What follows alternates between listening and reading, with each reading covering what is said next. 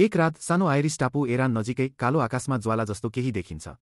नजिकैको माछा मार्ने ट्रालर सी हार्वेस्टरको टोलीले तटरक्षकलाई सम्पर्क गर्छ, तर तिनीहरूले कुनै पनि सङ्कट सङ्केतहरू अस्वीकार गर्छन्। जिज्ञासाले प्रेरित भएर नाविकहरू आकाशीय वस्तु खसेको ठाउँमा पुग्छन्। एक एक गरी तिनीहरू डेकमा पाइला टेक्छन् र पानीमा गायब हुन्छन्। भोलिपल्ट डब्लिनकी एक महिला प्रहरी अधिकारी लिसा नोलन टापुमा आइपुग्दा अधिकारी सिरिन ओसिया क्रूर ह्याङओभरको साथ उठ्छिन्। उनलाई शान्त सुन्दर टापु मन पर्छ जहाँ केही भयानक हुने सम्भावना छैन।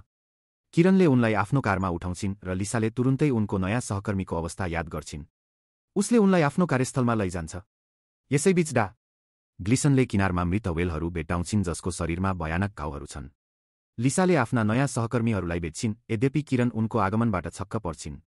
यद्यपि आदेशहरू आदेश हुन्। यसैबीच माझी प्याडी ब्यारेटले आफ्नो लब्स्टर पासोमा नीलो टेन्टाकल भएको एउटा अनौठो प्राणी भेट्टाउँछन् जसले प्याडीको साथी मर्फीमा दुर्गन्धित तरल पदार्थ थुक्छ। माझीहरू अचम्मित हुन्छन् पहिले कहिले यस्तो प्राणी नदेखेकोले। सोही समयमा डाक्टर ग्लिसनले बोलाएको प्रहरी किनारतिर लाग्छ। त्यहाँ उनीहरूलाई समुद्री पारिस्थितिकीविद एडम स्मिथले भेट्छन्। उनी व्याख्या गर्छन् कि समुद्री जीवहरू कहिलेकाहीँ किनारमा नुहाउँछन्, तर तिनीहरूको शरीरमा घाउहरू समुद्रमा लागेका थिए, ढुङ्गा प्रहार गरेर होइन। प्याडीले कब्जा गरिएको प्राणीलाई घर ल्याउँछ र बाथटबमा राख्छ। किरणले व्हेलको सब प्रयोगशालामा ढुवानीको व्यवस्था गर्छ ताकि स्मिथले यसको अध्ययन गर्न सकुन्। कामदारहरू समुद्र तट छोड्ने तयारी गर्दा तिनीहरूमध्ये एकले बालुवामा अज्ञात प्राणीको अण्डा जस्तो देखिने एउटा अनौठो गोलो वस्तु देख्छ। उसले यसलाई खन्छ र तुरुन्तै एक अज्ञात प्राणीले आक्रमण गर्छ जसले उसलाई समुद्रमा तान्छ। कामदारको हाकिम अन्ततः उसलाई खोज्न जान्छ तर केही फेला पार्दैन। यसैबीच किरण र प्याटी स्थानीय होटलको एउटा बारमा भेट्छन्, अघिल्लो रात माछा मार्ने स्कुनर टोली बेपत्ता भएको खबर सुन्दै। प्याटीले बिहान समातेको समुद्री राक्षसको बारेमा प्रहरी अधिकारीलाई बताउँछन्, तर किरणले उसलाई विश्वास गर्दैनन् र घर फर्कन्छन्। त्यतिबेला मर्फी ढोकामा ढकढक्याएको आवाज सुन्छन् र राति अबेरको हुन सक्छ भनेर जाँच्न जान्छन्। ढोका पछाडि फिसरम्यान कुनी छन्, अनौठो तरिकाले अभिनय गर्दै मानौ उसलाई नाच्न आमन्त्रित गर्दै। मर्फी बाहिर निस्किन्छिन् र तुरुन्तै घरको छतमा तानिन्छिन्। मर्फीकी श्रीमती घरमा लुक्न खोज्छिन्, तर चिम्नी सुरक्षित गर्न सक्नु अघि केहीले उनलाई त्यसबाट माथि तान्छ। यसैबीच किरणले लिसाको ढोका ढकढक्याउँछिन्। केटीले महसुस गर्छिन् कि उनी अत्यधिक मातेका छन् र उनले घरमा रात समाप्त गर्ने सुझाव दिन्छन्। उनलाई यो अनौठो लाग्छ कि उनी हरेक दिन पिउँछन्, जबकि उनी कसरी पूर्ण रूपमा त्याग्न सक्छन् भनेर बुझ्दैनन्। सुत्ने समय भयो भनेको सुनेर किरण बेहोस हुन्छ। यसैबीच प्याटी घर फर्कन्छ, बाथरुममा पस्छ र समातिएको प्राणीको सट्टा एउटा अण्डा फेला पार्छ। उसले वरिपरि हेर्छ र भित्तामा दुर्गन्धित चिल्लो भेट्टाउँछ। अचानक छतबाट अज्ञात प्राणीबाट आएका टेन्टाकलहरू तल झर्छन्। ती मध्ये एकले प्याडीलाई समात्छ र त्यसपछि राक्षसले उसलाई आक्रमण गर्छ, तर माझीले चुस्नेहरूलाई च्यातेर प्राणीलाई कुल्चिएर मार्न सफल हुन्छ। बिहान होटल मालिकले लिसालाई किरणलाई ध्यान दिन सल्लाह दिन्छ। त्यो मानिस एक विदुर हो जसले आफ्नी श्रीमतीलाई बिर्सन सक्दैन, त्यसैले उसले पिउँछ, तर लिसाले उसलाई ठिक पार्ने मौका पाउन सक्छ। केटी अघिल्लो रात किरणलाई छोडेको स्टेसनमा जान्छिन् किनकि उसलाई उसको ठेगाना थाहा थिएन र उसलाई घर लैजान सक्दिनथ्यो। त्यसै क्षणमा प्याटीबाट फोन आउँछ जसले उसले मारेको राक्षसको लागि इनाम दाबी गर्ने इरादा राख्छ, जुन उसले बिहान स्मिथको प्रयोगशालामा ल्याएको थियो। माछा मार्ने व्यक्तिले यसलाई जङ्गली जनावरको प्रजातिलाई प्रतिबिम्बित गर्ने नाममा आपत्ति जनाउँछ, यद्यपि वैज्ञानिकले जनावरको प्रजातिलाई प्रतिबिम्बित गर्ने यस्तो नाममा आपत्ति जनाउँछन्।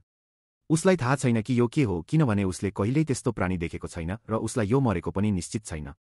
स्मिथले प्राणीको जिब्रो देखाउँछन्, जुन ब्यागुताको जस्तै बाहिर निस्कन्छ र प्वालहरूमा ढाकिएको हुन्छ जसबाट यसले रगत चुस्छ, दुर्लभ गहिरो समुद्री भ्याम्पायर स्क्विडहरू जस्तै। तर यो प्राणीले एलियन भएको आभास दिन्छ। स्मिथले चिल्लो पदार्थ सफा गर्दा यसको छाला कसरी चम्किन्छ भनेर देखाउँछन् र जीवलाई बाँच्नको लागि रगत र पानी चाहिन्छ भनेर दाबी गर्छन्।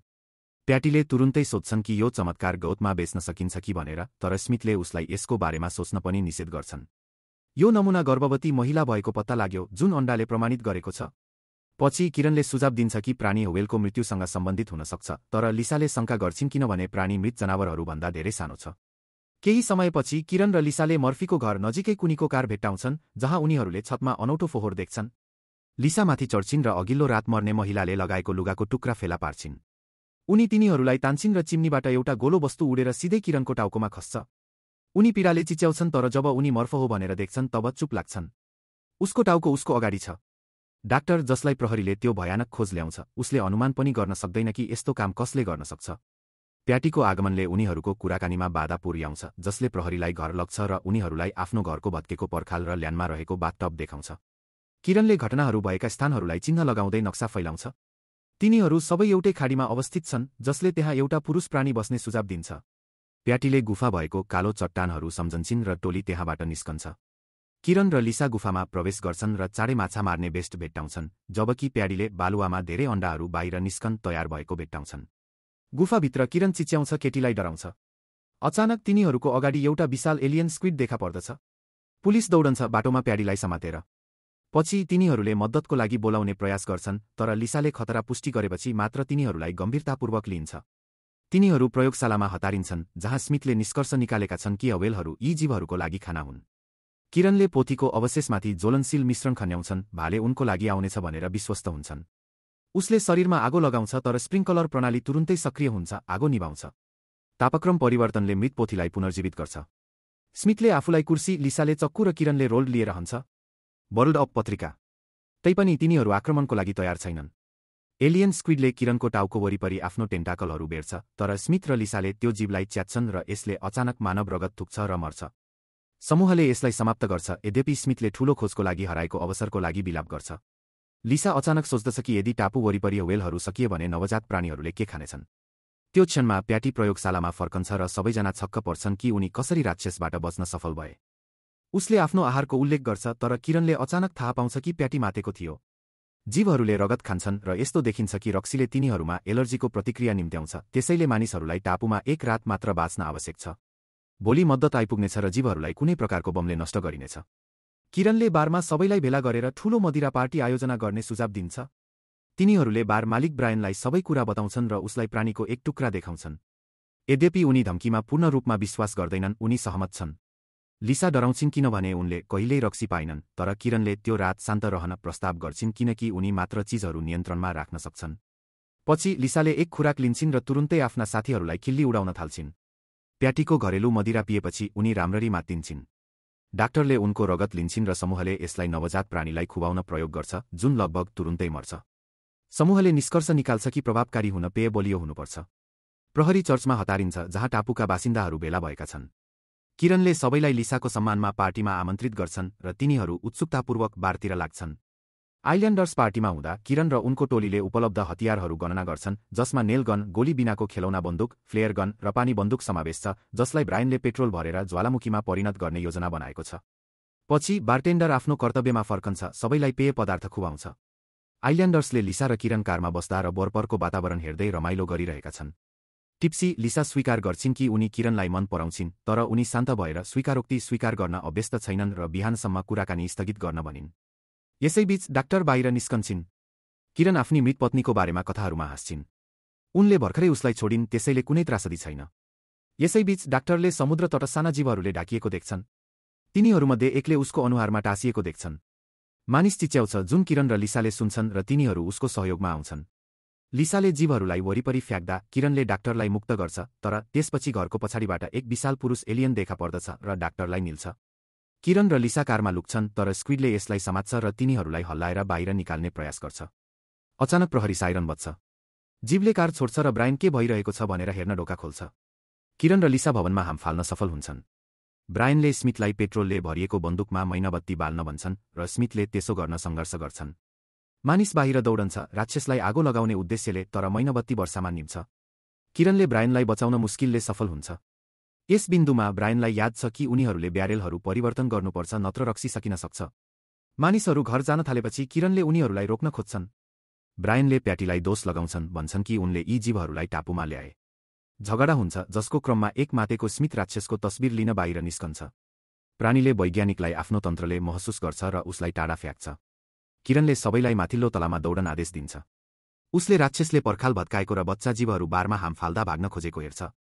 किरणले सिडीको ढोका बन्द गर्न सफल हुन्छ, तर अब उसले सबै कुरा स्वीकार गर्नुपर्छ। त्यसपछि भाले प्राणीले ढोकामा ठोक्किन थाल्छ।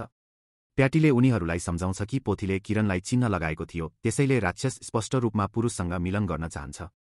समूहले परिस्थितिलाई कसरी सामना गर्ने भनेर पत्ता लगाउने प्रयास गर्छ, तर तिनीहरूसँग कुनै हतियार छैन र राक्षसलाई कसरी ह्यान्डल गर्ने भनेर थाहा छैन। लिसाले लोडरलाई सम्झन्छन्। यदि तिनीहरूले प्राणीलाई पासोमा पार्न सक्छन् र समुद्रमा फर्कनबाट रोक्न सक्छन् भने यो निश्चित रूपमा मर्नेछ, तर तिनीहरू केवल पिकअप ट्रकको साथ निर्माण स्थलमा पुग्न सक्छन् र साँचोहरू तल छन्। किरण राक्षसलाई पार गर्न सक्दैनन्, त्यसैले लिसा स्वयंसेवकहरू यो गर्न जान्छन्। तिनीहरूले उनलाई नेल गन दिन्छन् र पूर्ण रूपमा मादक केटी तल जान्छ, जहाँ बच्चा जीवहरू रमाइलो गरिरहेका छन्। उनी ती मध्ये केहीको हेरचाह गर्छिन् र त्यसपछि रक्सीको बोतल र त्यसपछि ट्रकको साँचोहरू फेला पार्छिन्, तर त्यसपछि एलियन टेन्टाकलहरू ढोकाबाट फुट्छन्।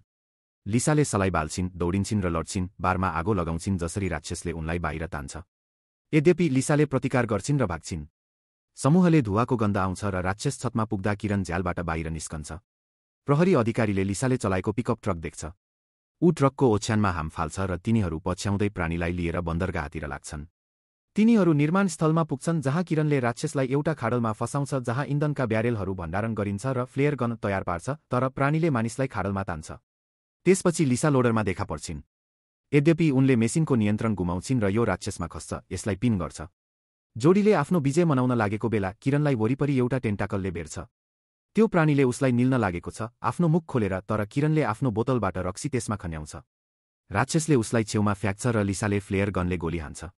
त्यो प्राणी विस्फोट हुन्छ र जल्छ। बिहान टापुवासीहरू उठ्छन्, यस्तो रमाइलो रात समाप्त भएकोमा पछुताउँदै। किरणले आफ्नो फ्लास्क फ्याँक्छ र लिसालाई चुम्बन गर्छ। यसैबीच एउटा बच्चा एलियन स्क्विड किनारमा आफ्नो अण्डाबाट निस्कने तयारीमा छ। उत्कृष्ट इन्डी कमेडी, अप्रत्याशित रूपमा हार्दिक, हास्यास्पद र मनमोहक, उत्कृष्ट प्रदर्शन, मजाकिया चुटकुले र एक आश्चर्यजनक रोमान्टिक उपकथा सहित